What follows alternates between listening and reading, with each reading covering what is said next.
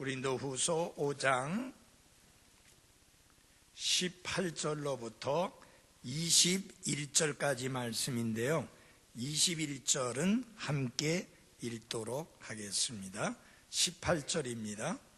또 모든 것이 하나님에게서 났으며 그분께서 예수 그리스도를 통하여 우리를 자신과 화해하게 하시고 또 화해하게 하는 사역을 우리에게 주셨으니 곧 하나님께서 그리스도 안에 계시사 세상을 자신과 화해하게 하시며 그들의 범법을 그들에게 돌리지 아니하시고 화해하게 하는 말씀을 우리에게 맡기셨느니라. 그런즉 하나님께서 우리를 통해 너희에게 간청하시는 것 같이 이제 우리가 그리스도를 위한 대사가 되어 그리스도를 대신하여 너희에게 간구하노니 너희는 하나님과 화해하라. 21절입니다. 시작.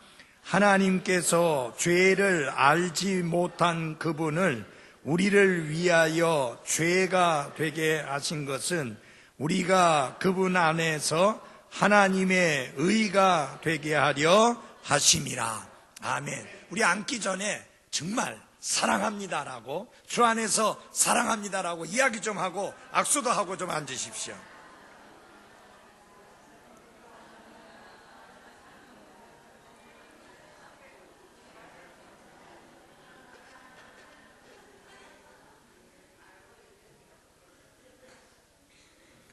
조금 전에 읽은 이 고린도후서 5장 18절로부터 21절까지 말씀을 보면 아주 중요한 단어가 자주 반복되고 있는 것을 아마 여러분 발견하셨을 겁니다. 우리 이런 단어 말고요, 거기 중요한 단어가 좀 자주 반복되고 있죠. 무슨 단어인가요? 예, 화해라고 하는 단어입니다. reconciliation, 화해라는 단어가 거기 여러 차례 반복되고 있습니다. 이것이 개역 성경에는 화목이라고 하는 단어로 번역이 되어졌는데요. 잠깐 화해라는 단어와 화목이라는 단어의 차이점을 말씀을 드리겠습니다. 영어도 전혀 다른 언어를 쓰고 있습니다. 화해라는 말은 reconciliation이라고 하는 영어를 쓰는가 하면 화목이라는 말을 쓸 때는 peace라고 하는 말을 씁니다. 그럼 어떤 차이점이 있느냐? 화해라고 하는 것은 서로 원수였던 두 사람이, 당사자가 그 장애를 갖고 있는 장애물을 제거하고 서로 잘 어울리는 상태를 회복하는 것을 화해라, 그렇게 이야기합니다. 그래서 이걸 뭐라고 말하냐면은 철저히 철두철미하게 관계가 회복되는 것, 바뀌는 것, 변화되는 것, 그것을 화해라, 그렇게 말합니다. 실제로 이북과 우리나라하고는 무엇이 필요합니까? 서로 지금 적대 관계에 있잖아요. 전쟁을 안 하고 있을 뿐이지 전쟁을 잠깐 멈춘 상태입니다. 휴전 상태예요. 종전이 아니에요. 전쟁이 끝난 게 아니에요.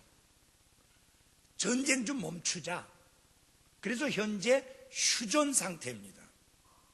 그리고 전에 우리 많이 노래 불렀잖아요. 무찌르자 공산당 몇 해 만이냐. 그래가지고 무찌르자 오랑캐 빨갱이 이런 말을 무지무지 많이 썼습니다. 제가 어렸을 때는 이북 사람들 오랑캐라고 했고 공산당이라고 했고 항상 이렇게 뿔이 나 있는 해계망측한 사람으로 늘 그렇게 인식을 받아왔고 보이기만 하면 때려잡아 죽여야 될 사람으로 그렇게 인식을 해왔습니다. 근데 여러분 알다시피 우리나라 예술공연단이 이북 가서 공연하고 그 사람들 내려와서 공연했는데 뿔도 안 달려있고 우리하고 뭐 다르게 생기지 않고 똑같이 생겼어요. 근데 문제는 뭐냐? 그들에게는 사상이, 공산주의 사상이 꽉 박혀 있어서 겉으로는 웃고 있지만 속에 무슨 생각을 하고 있는지 잘 몰라요. 그래서 지금 이제 어떤 것을 하려고 합니까? 이렇게 적대적이고 원수같이 지내던 이 관계를 좀 다 깨트리고 좀 우리가 비록 통일은 안 돼도 정말 잘 지내는 관계를 회복하자라고 하는 건데, 잘 될지 안 될지는 정치가들이 할 일이고 대통령이 할 일이지만 저는 잘 되어지기를 바라는 마음입니다. 그리고 아주도 잘 되어져서 남북이 자유스럽게 오갈 수 있는 그런 날이 오기를 바랍니다. 그 이유는 하나입니다. 이북에 가서 설교하고 싶어요. 이북에 가서 전도지를 건네주면서 복음을 전하고 싶어요. 이북에 가서 이 성경을 들고 이 성경이 가르치는 것을 여러분에게 가르치듯이 가서 가르치고 싶어요. 근데 이게 되려면 뭐가 이루어져야 되느냐? 화해가 이루어져야 돼요. 서로 원수지간이 아니어야 하는데 현재는 그런 상황이죠. 그게 빨리 좀 해결되어졌으면 하는 바람이 있습니다. 화목이라고 하는 것은 뭐냐? 서로 뜻이 맞고 정다운 관계를 유지하는 것. 그러니까 가정은 무슨 가정이 돼야 되느냐? 화목한 가정이 돼야 합니다. 만약에 가족 중에 진짜 철두철미 왼수지간이라면 빨리 그 장애물들을 제거하고 서로 잘 어울리는 관계로 회복되어줘야 합니다. 어떤 사람은 휴대폰에 그 이름을 적는 대신에 왼수, 근데 그게 누구 번호인가 했더니 남편 번호예요.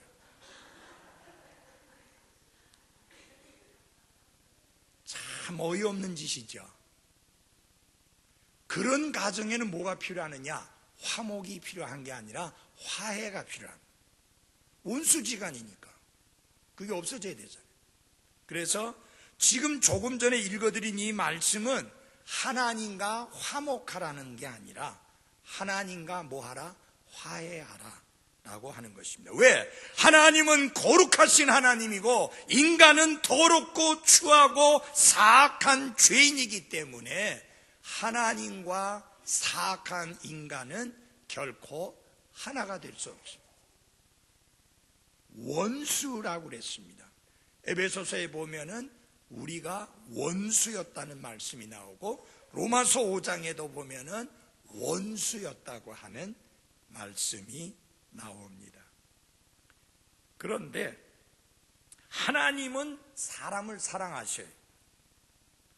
그렇다고 해서 하나님께서 죄를 심판하지 않으실 수 없습니다. 왜? 거룩하고 공의로우신 하나님이기 때문에. 그러면 거룩하고 공의로우신 하나님이 그대로 우뚝 서 계시면서도 죄인들을 사랑하시는 하나님께서 죄인들을 용서하실 수 있는 길이 열려져야 되는데 하나님과 인간은 원수지간이니까 화해해야 돼요. 그런데 하나님이 인간에게 너 내 원수다라고 선언한 게 아니라 인간이 스스로 하나님을 등지고 원수되었어요. 그러면 인간이 하나님께 나와서 하나님과 화해를 요청해야 되는데 인류 역사상 그렇게 한 인간이 한 명도 없어요. 놀랍게도 하나님이 나서셔서 화해가 가능하도록 화해 헌물도 준비하시고 또 인간에게 하나님과 화해하라고 하는 화해의 말씀도 주시어서 인간이 하나님과 화해할 수 있는 길을 열어주셨으니 이것을 우리가 은혜라 하고 이것을 우리가 하나님의 긍휼이라 하고 이 소식을 복된 소식, 기쁜 소식이라 하는 것입니다. 화해한다는 것은 원수관계를 끝내는 것이고 대신 평화와 선의의 관계를 이룩한다는 의미를 갖고 있는데 문제는 이 화해를 위해서는 누가 주도권을 쥐고 누가 앞장서서 나서셔야만 하느냐? 인간이 아니라 하나님이 그렇게 하셔야 합니다. 그리고 이 화해는 사람이 뭔가 해서 가능하게 된 것이 아니고 전적으로 하나님께서 길을 열어주시고 완성하신 하나님의 사역, 그것이 화해라고 하는 것입니다. 그리고 복음이라고 하는 것은 화해하게 하는 말씀이다. 그렇게 성경은 가르치고 있습니다. 그래서 이 화해라는 단어가 18절에서 21절 사이에 여러 차례 나오고 있는데, 그런데 우리가 생각을 좀 해봐야 됩니다. 죄인이 어떻게 하나님과 화해할 수 있을까? 어떻게 하나님은 적대감을 끊어내시고 죄인들을 용서하시고 거룩한 하늘나라로 데려가시고 하나님과 친밀한 교제를 나누며 영원히 함께 살게 하실 수 있을까? 어떻게 하나님은 공의와 은혜를 동시에 만족시키실 수 있을까? 어떻게 긍휼과 진리가 같이 만나고 의와 화평이 서로 입을 맞출 수 있을까? 어떻게 죄인들을 향한 하나님의 사랑과 죄를 심판하셔야 하시는 하나님의 공의가 조화를 이룰 수 있을까? 여러 가지 의문들이 드는데 이 의문들에 대한 대답을 5장 21절이 하고 있습니다.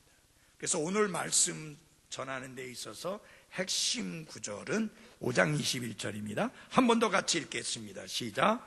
하나님께서 죄를 알지 못한 그분을 우리를 위하여 죄가 되게 하신 것은 우리가 그분 안에서 하나님의 의가 되려 하심이라.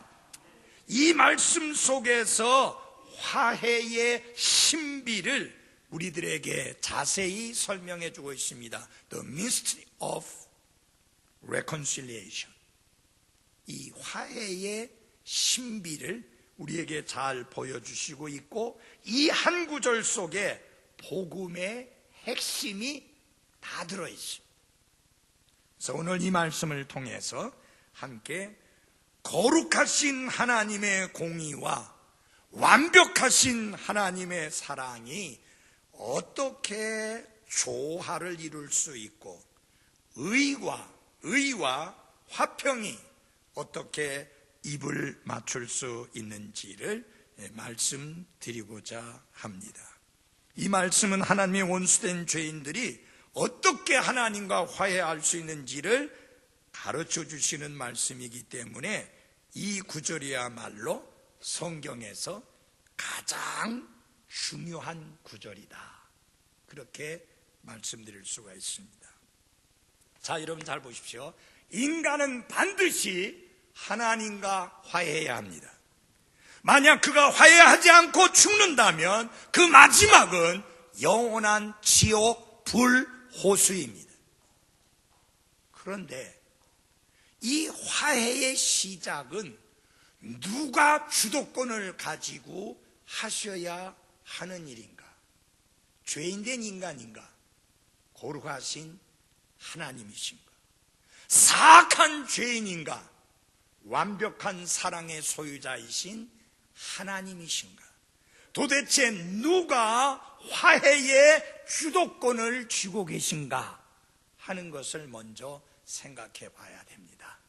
제가 여러분에게 물어보면 여러분 바로 답할 수 있죠. 화해의 주도권은 누가 쥐고 계셔야 됩니까? 하나님. 별로 확신이 없는 분들이 좀 있는 것 같아요. 큰 소리를 못해요. 자, 다시 한번 합니다. 화해의 주체는 누굽니까? 하나님이십니다. 여기 보십시오. 5장 21절에 보면은 시작이 어떻게 출발합니까? 하나님께서.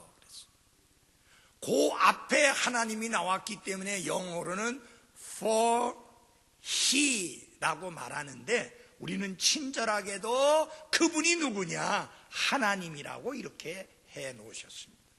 어쨌든 중요한 건 뭐냐?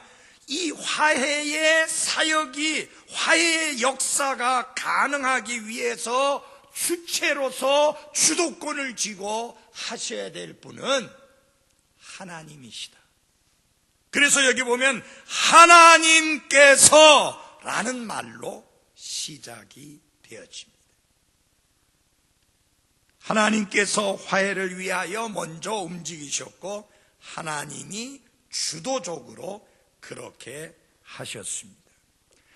죄인들을 구원하시고 그들과 하나님의 관계를 회복하시고 그들이 하나님과 화해할 수 있는 그 길을 계획하시고 실행하신 분은 하나님이시다. 만약 하나님이 그렇게 하시지 않았다면 인간은 결코 거룩하신 하나님과 화해할 수가 없습니다. 오직 하나님께서 이 일을 계획하고 오직 하나님께서 이 일을 실행하셨으며 인간은 결코 이것을 계획하고 실행하고 하나님과의 화해를 스스로의 힘으로 이룰 수 있는 가능성이 전혀 없습니다. 정말 감사하십시오. 우리가 정말 감사해야 됩니다. 여러분, 하나님이 그분의 형상과 그분의 모양대로 사람을 창조하시고 엄청난 특권을 주셨음에도 불구하고 인간은 하나님께 불순종하고 하나님을 대적하고 하나님을 거역하고 하나님께 등을 돌렸는데 여러분, 창세기 3장에서도 인간이 하나님을 먼저 찾은 게 아니라 하나님이 인간을 찾아오셨습니다. 그리고 구원의 계획을 일찍이 창세기 3장 15절을 통해서 밝히시고 알리셨습니다. 그뿐만 아니라 하나님께서 어떤 모양으로 구원하실 것인지 그것을 보여주는 하나의 그림을 주셨는데 짐승을 잡아서 그 가죽으로 그들의 수치와 부끄러움을 가려줌으로 말미암아 예수님의 흘리신 보배로운 피로 우리의 모든 죄들을 깨끗게 해줄 뿐만 아니라 그분의 의로 우리를 옷 입혀주실 것을 미리 보여주신 것입니다. 누가 주도권을 쥐고 먼저 하셨어요? 하나님. 창세기 3장을 봐도 하나님이 사람을 찾아오시면서 사람아 내가 어디 있느냐고 찾으셨잖아요. 아담이라는 말이 사람이라는 뜻이에요. 사람아 네가 어디 있느냐라고 하나님이 먼저 찾아오셔서 했습니다. 그렇다고 하면 하나님의 원수된 죄인들이 하나님과 화해되는 길도 너무너무 감사하게 하나님이 주도권을 쥐고 계획하시고 실행하시고 완성하신 것입니다. 그래서 우리가 하나님을 말할 때 뭐라고 말합니까? 긍휼이 풍성하신 하나님, 은혜가 풍성하신 하나님, 사랑이 넘치시는 하나님. 은혜가 아니면, 사랑이 아니면, 긍휼이 아니면 하나님이 죄인을 먼저 찾아와 죄인이 하나님과 화해할 수 있는 길을 계획하시고 마련하시고 준비하시는 일이 전혀 있을 수가 없는 것입니다. 그러므로 사랑하는 여러분, 정말 이 하나님의 사랑과 은혜와 긍휼을 인하여 늘 감사하며 살아가는 성도들 되시기 바랍니다. 저는 기도할 때 이렇게 기도하는 것을 참 좋아합니다. 사랑과 은혜와 긍휼이 풍성하신 하나님, 범법과 죄들 가운데서 죽었던 우리를 살리신 것, 그것을 말하면서 에베소서 2장 4절은 그러나 하나님으로 시작합니다. But God 이렇게 시작합니다. 여러분, 그 하나님이 아니면 우리는 아무 소망이 없습니다. 감사하셔야 돼요. 그런데 여기 조금 전에 읽어보신 말씀을 보면 잘 보십시오. 21절에 하나님께서 그 다음에 죄를 알지 못한 그분을 우리를 위하여 죄가 되게 하셨다. 누가 그렇게 하셨느냐? 하나님께서. 그래서 여러분, 우리가 아셔야 될 것이 있습니다. 예수 그리스도의 십자가를 생각하시면서 여러분, 예수님이 사람들에게 버림을 받아서 십자가에 달리신 게 아닙니다. 예수 그리스도는 성난 군중이 그분의 피를 요구했기 때문에 십자가에 달린 것도 아닙니다. 그들은 자신의 신념에 따라 사악한 행동을 했지만 그 모든 것은 하나님의 계획 가운데 있었던 것입니다. 하나님께서 십자가를 계획하셨고 예수 그리스도께서는 그 하나님의 계획에 따라 십자가에 달리신 것입니다. 그러므로 여러분 잘 들어주십시오. 예수님이 버림받아 십자가에 달린 게 아닙니다. 성난 군중들의 강력한 요구 때문에 십자가에 달리신 것이 아니라 하나님의 정하신 계획에 따라 그분이 십자가에 달리신 것입니다. 이 부분에 대하여 베드로는 정확하게 설교합니다. 그분이 누구냐? 예수 그리스도. 하나님의 정하신 계획과 미리 하심을 통하여 넘겨짐에 너희가 그분을 붙잡아 사악한 손으로 십자가에 못 박아 죽였으나 하나님이 넘겨주지 아니하시면 아무 누구도 예수님을 붙잡아 십자가에 못 박을 수 없습니다. 베드로가 예수님을 잡으려고 온 사람들을 보고 화가 나가지고 칼을 빼가지고 그 사람들을 공격한다고 냅다 쳤는데 목을 친다고 친 게 겨우 귀 하나 잘랐어요. 그때 예수님이 그랬잖아요. 그거 집어넣어. 지금 내가 원하면 저 하늘에 있는 군사를 동원하면 이거 아무것도 아니야. 저들이 내 생명을 빼앗는 게 아니라 저들이 나를 붙잡아 가는 것이 아니라 내가 나를 저들에게 내어준다. 왜? 하나님의 정하신 계획에 따라. 그래서 여러분, 우리가 하나님과 화해할 수 있는 그 길을 주도적으로 계획하시고 주도적으로 추진하시고 주도적으로 완성하신 분이 누구냐? 하나님이십니다.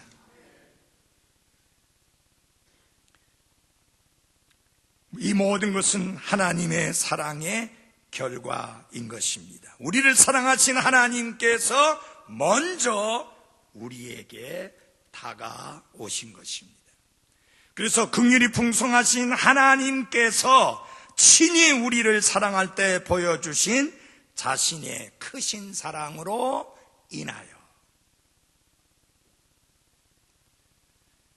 하나님은 우리를 사랑하시기 때문에 우리가 하나님과 화해하고 하나님과 화목한 관계를 유지하며 영원히 하나님과 함께 할 수 있게 되기를 원하셨는데 그러기 위해서는 조건이 있습니다. 화해를 위한 헌물이 있어야 합니다.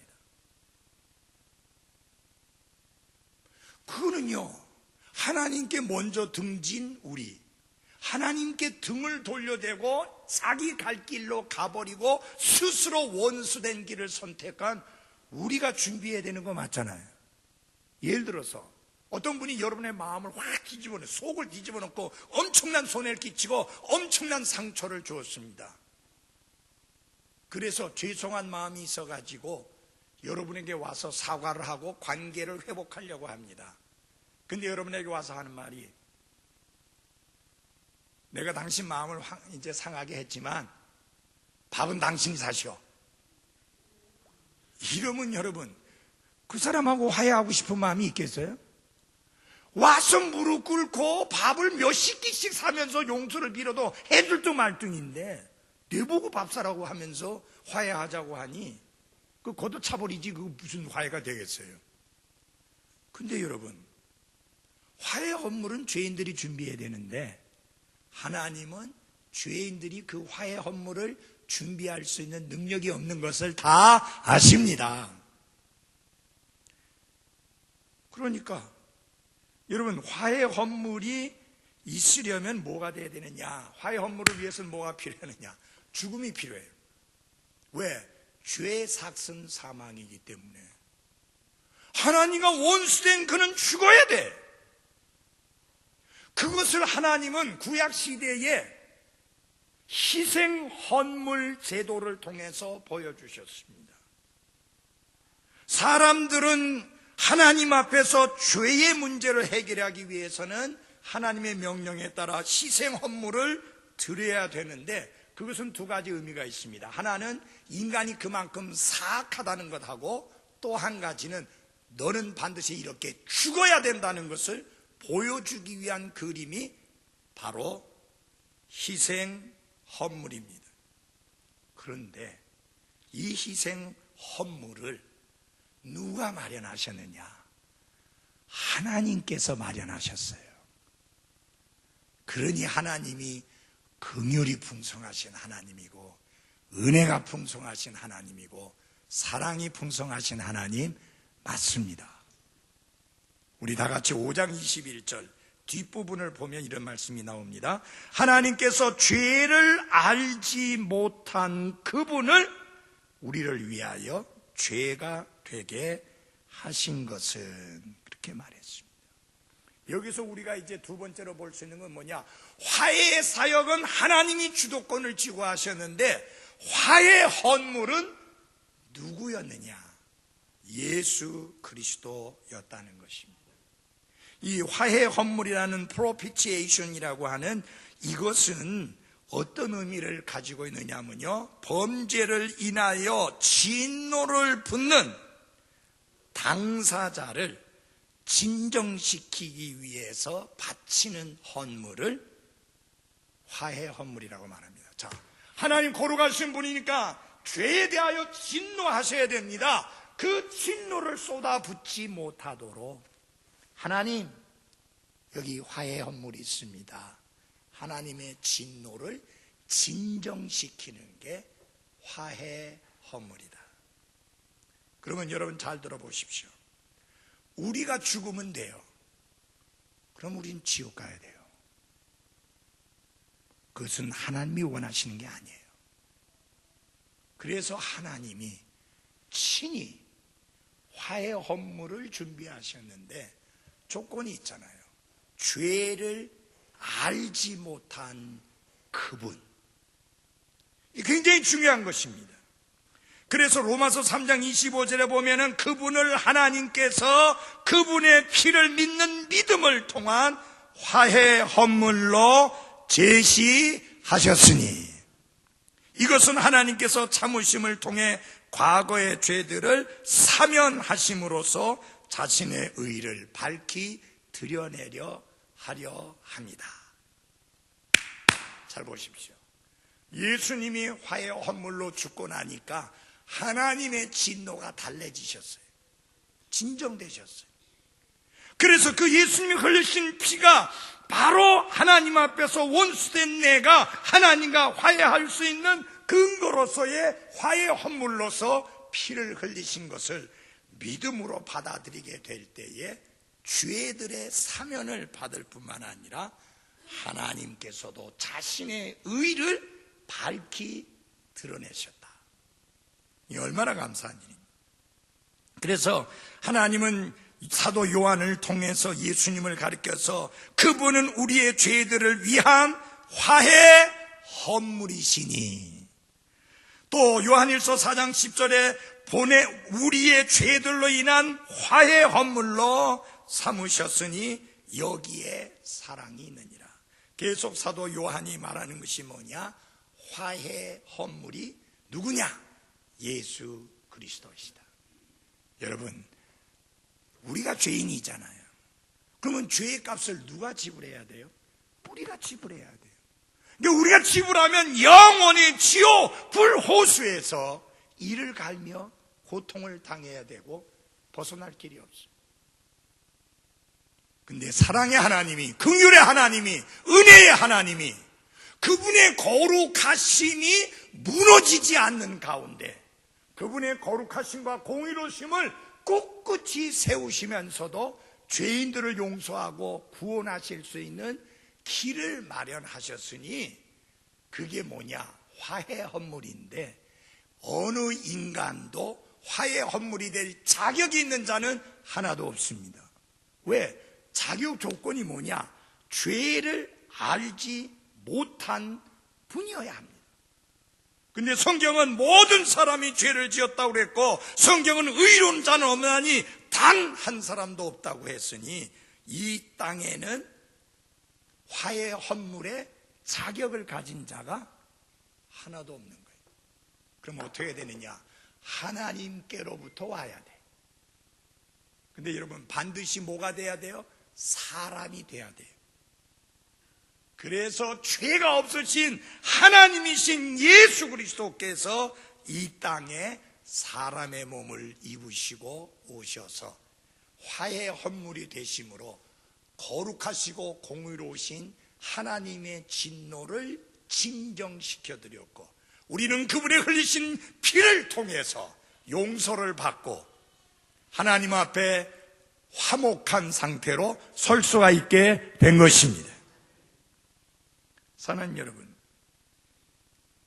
예수님은 하나님이신데 완전한 하나님이신데 완전한 인간으로서 이 세상에 오셨습니다. 여러분, 완전한 인간으로 오시려면 한 가지 조건이 있습니다. 남자를 통해서 태어나면 안 됩니다. 아담의 후손으로서 오시면 안 된다는 말이에요. 죄가 없으신 분으로 오시려면 죄와 상관없이 나셔야 합니다. 그래서 성경은 말씀합니다. 그녀 안에 수태된 그것은 성령님으로 말미암았느니라. 성령님을 통해서 성령님께서 마리아에게, 처녀 마리아에게 예수 그리스도를 잉태하게 하셨고 예수 그리스도를 낳게 하셨습니다. 근데요, 기가 막힌 말을 하는 분들이 있어요. 주의 있게 잘 드세요. 제가 물어볼게요. 예수님의 육신의 아버지가 누구죠? 크게 한번 이야기해보세요. 누구예요? 다행이네. 많은 교회에서 이거 물으면 바로 튀어나오는 대답이 요셉입니다. 그래요. 여러분, 만약에 예수님의 육신의 아버지가 요셉이라면 그분도 우리와 똑같이 죄인된 사람이라서 우리의 구원자 하나님 앞에 화해 헌물이 될 수가 없습니다.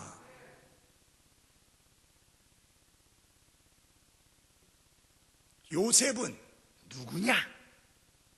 호족상의 아버지. 호족상의 아버지로 이름이 올라 있을 뿐이지 육신과는 상관이 없는 자. 예수님에게는 육신의 아버지가 없습니다. 그분을 낳아준 인간 어머니는 있었지만 인간 아버지는 없었습니다. 하나님이 아버지시고 예수님은 완전한 하나님이시며 완전한 인간이신 God-man, 신인이셨다고 하는 사실입니다. 그래서 하나님의 계획에 들어맞는 화해 헌물로 꼭 들어맞는 대리자가 누구냐? 예수 그리스도 한 분뿐이십니다. 하나님이 정하신 계획에 따라 그분이 우리 모두의 대리자로서 십자가 위에서 죽으시게 된 것입니다. 자, 근데 여기 특이한 표현이 있죠. 죄를 알지 못한 그분이라. Who knew no sin. 죄를 알지 못하는 그분이다. 여러분, 예수님께서 이런 말씀하셨어요. 너희 중에 누가 내게 죄를 깨닫게 하겠느냐?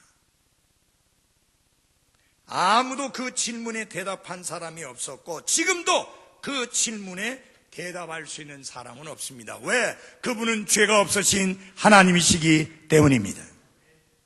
심지어 불신자들조차도 예수님께서 죄가 없음을 시인하고 고백했습니다. 당시 재판장이었던 누구요?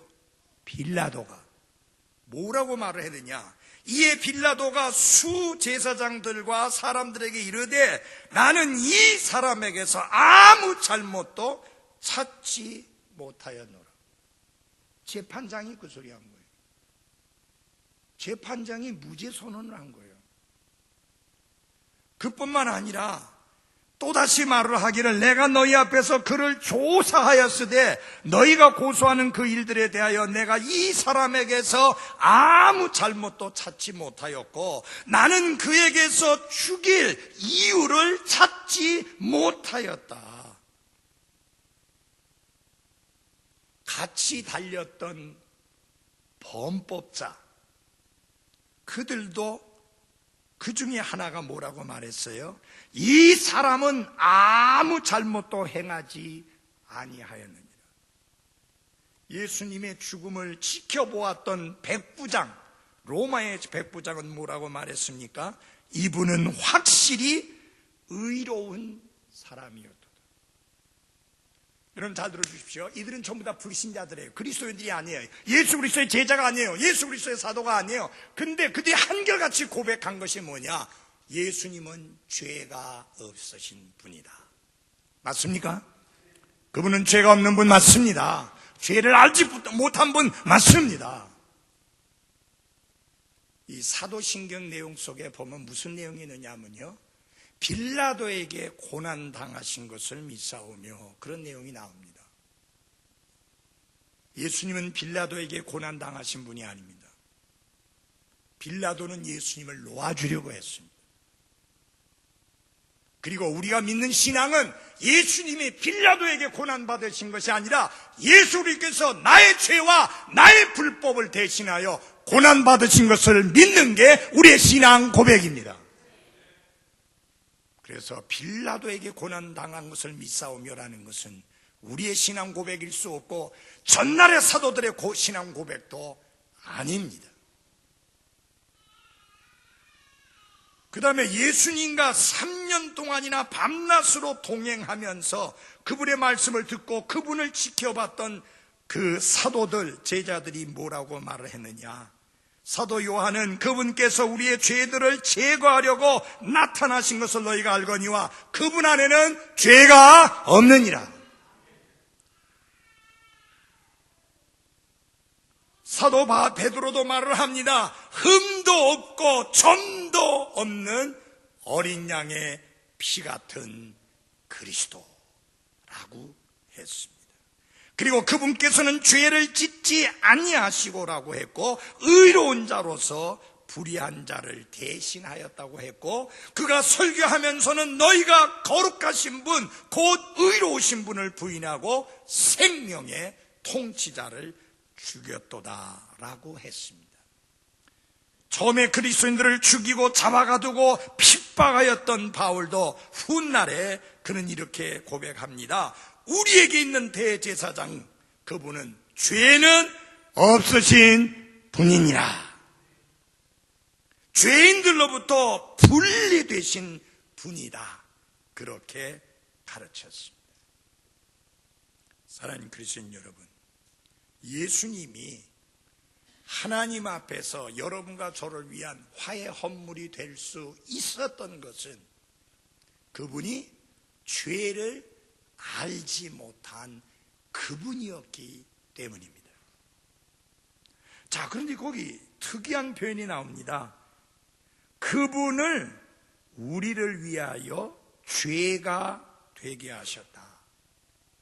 이 말이 무슨 뜻이냐? 첫째, 여러분 먼저 이런 뜻이 아닌 것을 먼저 아셔야 됩니다. 그 첫째 하나는 예수 그리스도께서 죄인이 되셨다는 말이 아닙니다.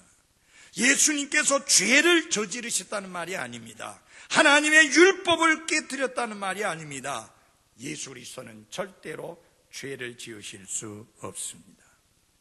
그렇다면 예수 그리스도께서 우리를 위하여 죄가 되게 하셨다는 이 말은 무슨 뜻인가? 이것을 위해서 다 같이 이사야서 53장을 열어주시기 바랍니다. 이사야서 53장입니다. 이사야서 53장 4절입니다. 이사야서 53장 4절. 죄가 없으신 의로우신 하나님이신 예수 그리스도, 완전한 인간인 동시에 완전한 하나님이신 예수 그리스도, 어째서 그분께서 죄를 알지 못한 그분께서 우리를 위하여 죄가 되셨느냐? 그리고 그 말의 의미가 무엇인가? 53장 4절 찾으셨어요? 예, 같이 조금 읽어보겠습니다. 시작. 참으로 그는 우리의 고통을 짊어지고 우리의 슬픔을 담당하였거늘. 죄로 인한 고통, 죄로 인한 슬픔을 대신 담당하신 분이 예수 그리스도다. 그게 바로 우리를 위하여 죄가 되셨다는 말이고, 그 다음에 보면 그는 우리의 범법들로 인해 부상을 당하고 우리의 불법들을 인해 상하였노라. 그게 바로 그분이 우리를 위하여 죄가 되셨다는 말이고요. 마지막 6절은 우리가 같이 한번 읽어보겠습니다. 마지막 6절 시작.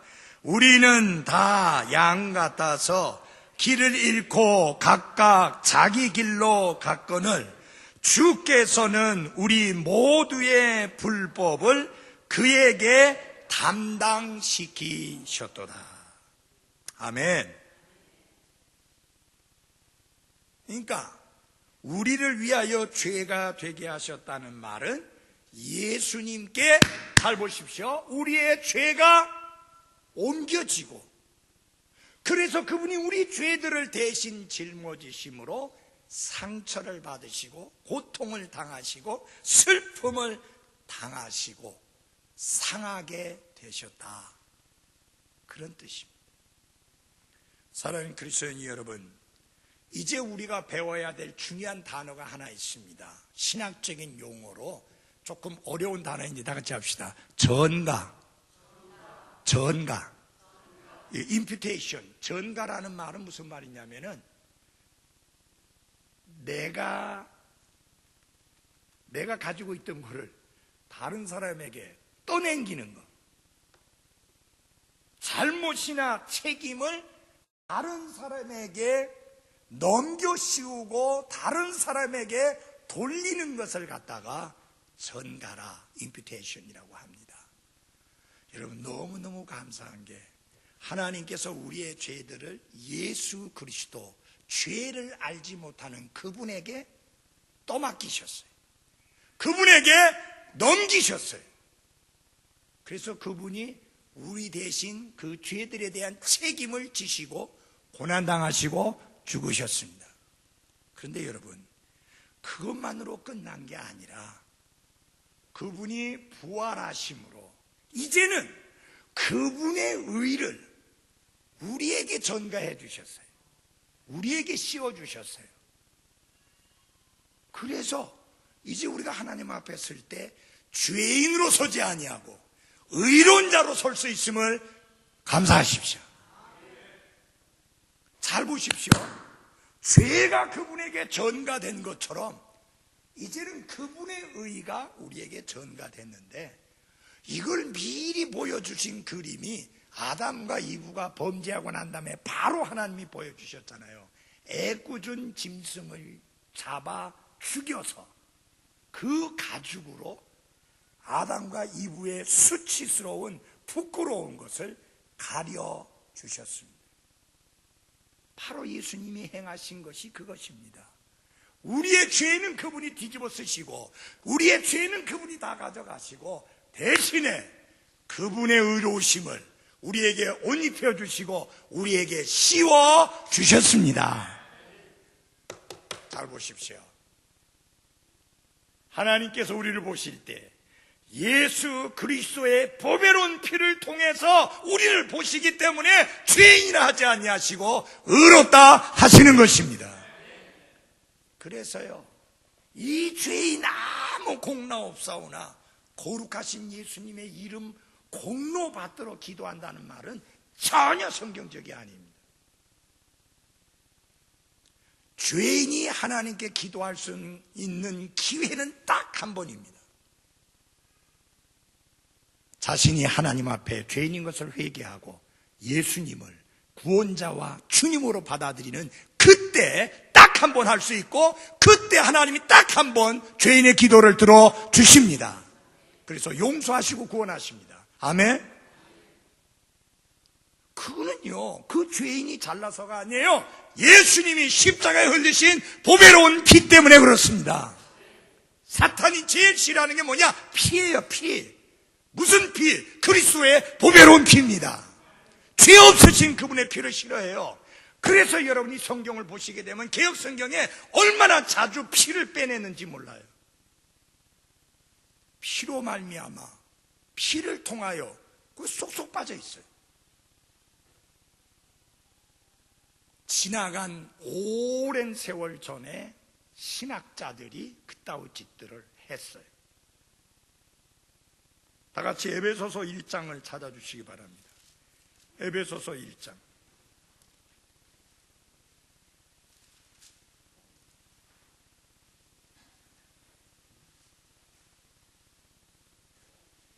(1장 7절) 다 같이 함께 읽겠습니다. 에베소서 1장 7절입니다. 시작. 그 사랑하시는 자 안에서 우리가 그분의 풍성한 은혜에 따라 그분의 피를 통해 구속 곧 죄들의 용서를 받았도다. 아멘. 근데 이게 개역 성경에 뭐가 빠졌느냐? 그분의 풍성한 은혜에 따라 구속 곧 죄들의 용서를 받았느니라. 뭐가 빠졌어요? 그분의 피를 통해. 그게 빠졌어요. 골로새서에도 보면 그분의 피라는 것이 또 싹 빠져 있어요. 여러분, 죄들의 용서받는 죄사함의 길은 피가 없이는 안 됩니다. 피 흘림이 없은 주 죄의 사면이 없느니라. 그런데 피를 빼버리면 어떻게 되는 거예요? 피의 복음을 싫어하죠, 사탄이. 그러나 여러분, 우리를 구원한 것은 피의 복음인 것을 잊지 마십시오. 이 단위에서 예수 그리스도의 보배로운 피가 선포되어져야 합니다. 사람들은 그런 소리 듣고 싶어 하지 않아요. 피 그만 좀 해라. 근데 여러분, 피 흘림이 없으면 죄들의 사면도 없습니다. 피 흘림이 없으면 구원도 없습니다. 피 흘림이 없으면 영원한 생명도 없습니다. 피 흘림이 없으면 하늘나라도 못 들어갑니다. 깨끗게 된 자만 들어갑니다. 깨끗게 된 빌이 뭐예요? 나의 죄를 씻기는 예수의 뭐예요? 피밖에 없네. Nothing but the blood of Jesus. 예수님의 피에는 없습니다. 그런데 그 피를 설교 안 하면 어떻게 사람들이 죄들을 용서받고 어떻게 사람들이 구원받고 어떻게 영원한 생명을 얻고 어떻게 하늘나라 갈 수 있어요? 그러니 사탄이 요 신복음주의 시대에, 여러분 지금 이 시대를 신복음주의 시대라고 합니다. 이 시대의 특징이 뭐예요? 피의 복음을 제거하는 거예요. 피를 설교하지 않게 하는 거예요. 사도 바울이 피의 복음을 전하지 않았으면 핍박 안 받았어요. 사도 바울이 피의 복음을 전하지 않았으면 옥에 갇히는 일 없어요. 사도 바울이 피의 복음을 전하지 않았으면 그 교수대에서 목이 잘려 죽는 일이 없었어요. 피해 복음을 전했기 때문에. 여러분, 하나님과 우리 사이에 화해가 이루어지려면 화해 헌물이 필요하다 했죠. 프로피치에이션. 화해 헌물이 필요한데 화해 헌물은 반드시 죽어야 되는 거예요. 생명이 죽어야만 되는 거예요. 그것이 이게 이 프로피치에이션이라고 하는 그 화해 헌물이라는 말이 구약 성경에는 어떤 걸로 되어 있느냐? 속죄라는 말로 되어 있고, 그 다음에 여러분 언약궤 위에 뚜껑이 있죠. 뚜껑. 언약궤를 덮고 있는 뚜껑. 그걸 뭐라고 부르느냐? 시은자라고 이제 한자로 풀어서 말해. 멀시시드. 긍휼을 베푸는 자리. 여러분 이제 언약궤에 거기 뭐가 있어요? 하나님 말씀이 들어있어요. 만나가 들어있어요. 아론의 쌍난 지팡이가 들어있어요. 근데 아무도 그걸 열어보면 안 돼요. 그런데 뚜껑이 있는 거예요. 하나님의 거룩하심에 바로 접근하면 죽는데 그 뚜껑이 뭐냐? 긍휼의 자리예요. 아멘. 그 뚜껑 때문에 열어도 사는 거예요. 우리가 더럽고 추하고 사악한 죄인이지만 어떻게 거룩하신 하나님을 뵐 수 있느냐? 그분의 긍휼 때문에 용서를 받고 구원받아 죄들을 그분의 흘리신 보혈로 깨끗이 씻음받아 하나님 앞에, 거룩하신 하나님 앞에 설 수가 있는 것입니다. 이 모든 것들을 일컫는 말이 화해 헌물이다. 프로피치에이션. 다 같이 합시다. 화해 헌물. 그 다음에 마지막 결론입니다. 고린도후서 5장으로 돌아가겠습니다. 고린도후서 5장 21절에 보면 끝부분에 우리가 그분 안에서 하나님의 의가 되게 하려 하심이라. 이 화해의 혜택을 누리는 자를 여기서 뭐라고 말했냐면 우리라 했어요.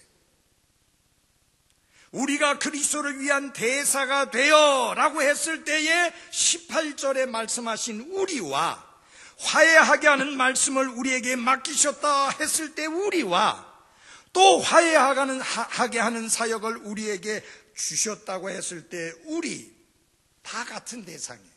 똑같은 사람을 가리키는데 도대체 우리 그들이 누구냐? 이 화해의 혜택을 누리는 화해의 수혜자 그들이 누구냐? 5장 17절을 다 같이 읽겠습니다. 시작. 그런즉 누구든지 그리스도 안에 있으면 그는 새로운 창조물이라. 옛 것들은 지나갔으니 보라 모든 것이 새롭게 되었도다. 아멘. 우리가 누구냐? 그리스도 안에 있는 자.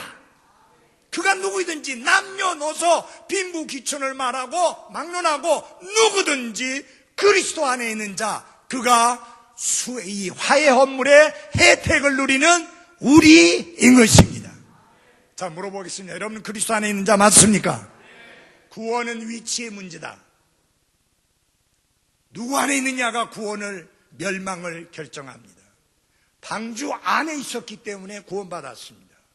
방주 밖에 있었기 때문에 멸망했습니다. 그들의 구원을 갈라놓은 곳은 방주 안에 있었느냐 방주 밖에 있었느냐 위치의 문제다. 아담 안에는 저주가 있습니다. 아담 안에서는 지옥만 있습니다. 아담 안에는 하나님의 진노와 심판만 있을 뿐인데 그리스도 예수님 안에서는 정죄함이 없습니다. 생명만 있습니다. 천국이 있습니다. 영원한 생명이 있습니다. 아멘. 중요한 거는 어디 안에 있느냐. 누구든지 그리스도 안에 있으면, 누구든지 부산 성서 침례교회 안에 있으면이 아니란 이야기예요. 그리스도 안에 있어야 합니다. 어떤 분들이 기도하면서 하나님이여 이 교회가 멸망하는 세상에 구원의 방주가 되게 하옵소서라고 기도하는 사람들이 있는데 택도 아닌 형편없는 거짓말이요. 그거는 절대로 성경적으로 100% 맞지 않는 말입니다. 여러분 노아 시대에 방주가 몇 개 있었어요? 큰 소리를 해요. 몇 개? 한 개. 그러면 이 시대에 구원의 방주가 되게 해달라고, 이 교회가 구원의 방주가 되게 해달라고 하면 난 좋아. 다 우리 교회로 몰려올 거 아니에요. 그죠? 그러면 우리가 예배당을 보통 큰 거 지어갖고 될 일이 아니야. 그렇잖아요. 수백만이 몰려올 수도 있고 수천만 명이 몰려올 수도 있는데, 아니 이 교회가 구원의 방주라면 구원의 방주 안에 들어가야지 구원받잖아요. 미안하지만 교회는 구원의 방주가 아닙니다. 선교단체도 구원의 방주가 아닙니다. 구원의 방주는 오직 예수 그리스도 한 분뿐이십니다. 그래서 구약 시대에는 노아 방주 안에 들어갔던 자가 구원받았고, 지금 누가 구원받느냐? 그리스도 안에 들어가야 구원받습니다. 저는 여러분이 언제 교회 처음 나오기 시작했느냐 그거 묻는 게 아니에요. 언제 여러분이 그리스도 안에 들어갔느냐 하는 것입니다. 머리 피 터지게 싸워서 들어간 게 아니에요. 예수 그리스도를 개인적으로 구원자와 주님으로 받아들일 때 성령 하나님이 우리를 그리스도 안에 넣으시는 겁니다. 그리고 우리는 그리스도 안에 속한 자가 된 거예요. 그래서 새로운 창조물이에요. 옛 것들은 지나갔어요. 모든 것이 새롭게 된 것입니다. 그래서 우리가 화의 헌물이신 예수 그리스도를 통하여 혜택을 누리게 되는데, 그 혜택이 뭐냐? 우리가 그분 안에서 하나님의 의가 되게 하려 하심이라. 우리가 하나님 앞에 의로운 자가 됐는데, 내 자신의 의가 아니고 믿음으로 말미암아 하나님에게서 난 의를 소유한 자가 되었다. 그래서 사랑하는 여러분, 지금 우리는 하나님 앞에서 의로운 자로 섰다는 사실을 생각해 볼 때 감사하시기 바랍니다. justification, 의롭다라고 칭해 주신 거예요. 이건 법적인 용어예요. 법적으로도 확고한 거예요. 우리가 하나님의 법 앞에서, 하나님의 법에 의해서 우리가 의롭다라고 딱 단정을 받은 것입니다. 선고가 내려진 거예요. 이건 아무도 바꾸지 못해요. 2심 3심 갈 필요 없어. 하나님이 그렇게 말씀하심으로 끝난 거예요. 그러면 이제 우리가 어떻게 살아야 되느냐? 의로운 신분을 얻은 자처럼 말과 행실에서 의로운 삶의 모습을 보이며 살아야 합니다. 다시 말하면 잘 들어주세요. 나의 포지션은 완벽해요. 내 지위는 완벽해. 이건 절대 안 바뀌어요. 탕자가 집에 있을 때도 아들이었고, 밖에 나갔을 때도 아들이었고, 다시 돌아왔을 때도 아들이었잖아요. 우리의 신분은 안 바뀌어요. 문제는 우리의 상태는 수시로 바뀌어요. 우리의 상태는. 여러분 기분 어때요? 아침 저녁 다르죠? 조속으로 다른 게 기분이잖아요. 어떤 분이요, 교회 오기 전에 기분 나쁜 일이 있어서 내가 저 뒤에서 인사하는데 안녕하세요. 예? 아니 자기 화난 걸 왜 내한테 푸느냐고. 예? 그걸 왜 내한테 풀어요? 내가 자기한테 뭐 했다고? 아니잖아요, 그죠? 그런데 이해는 합니다. 기분이라는 게 그렇게 조속으로 바뀌는 거예요. up and down, 쉽게 오르락내리락 해요. 난 이거 보면요, 참 바스럴 선교사님 사모님 보면 진짜 제가 굉장히 참 이 마음의 감동을 받는 게, 여러분 저분 몸이 진짜 너무너무 고통스럽고 힘든 몸이에요. 이거 떨어지면 그냥 이렇게 여러분 쉽게 짚죠? 이거 아무것도 안 해요. 떨어지면 짚는 거. 근데 저분한테는 그거 안 돼요. 꺾이지가 않아, 허리가. 여기 쇠를 박아 있어요, 등에. 그래서 비행기 탈 때 이게 통과하면 삑 소리 나가지. 그래서 가지고 다녀야 돼요, 서류. 내가 소리 나는 이유가 이것 때문이다라는 걸, 서류를 가지고 다녀야 돼. 암도 걸리셨었죠. 지금 몸이 말이 아니에요. 옆으로 돌아 눕는 것도 선교사님 도와주셔야지 누웠다가 돌아 누우실 수 있어요. 여러분, 그러면 좀 짜증스러울 만도 하잖아요. 얼굴이 좀 일그러질만도 하잖아요. 일그러질만, 그죠? 근데 여러분이 보신 얼굴, 일그러진 얼굴 못 보셨죠? 늘 밝고 늘 웃는 얼굴. 그게 뭐냐?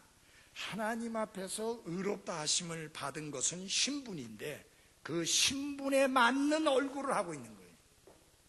그 신분에 맞는 행동을 하는 거고 신분에 맞는 생활을 살고 있는 거예요. 아니 뭐 찡그린다고 뭐 달라질 거 없잖아요. 다른 사람에게 축복만 못 끼칠 뿐이에요. 여러분 아픈 거 하나님도 알고 여러분도 아세요. 다른 사람도 알아요. 근데 너무 아픈 곳에 집착하지 말고 주님 바라보면서 밝게 살아가시기를 바랍니다. 어렵다고 짜증낸다고 해서 달라질 거 하나도 없어요. 내만 고달프고 내만 힘들 뿐이에요. 그래서 제가 오늘 아침에 그랬잖아요. 나 정말 이렇게 살고 싶습니다. 사도 바울처럼 살고 싶습니다. 사도 바울이 짜증 냅니까? 신경질 냅니까? 화냅니까?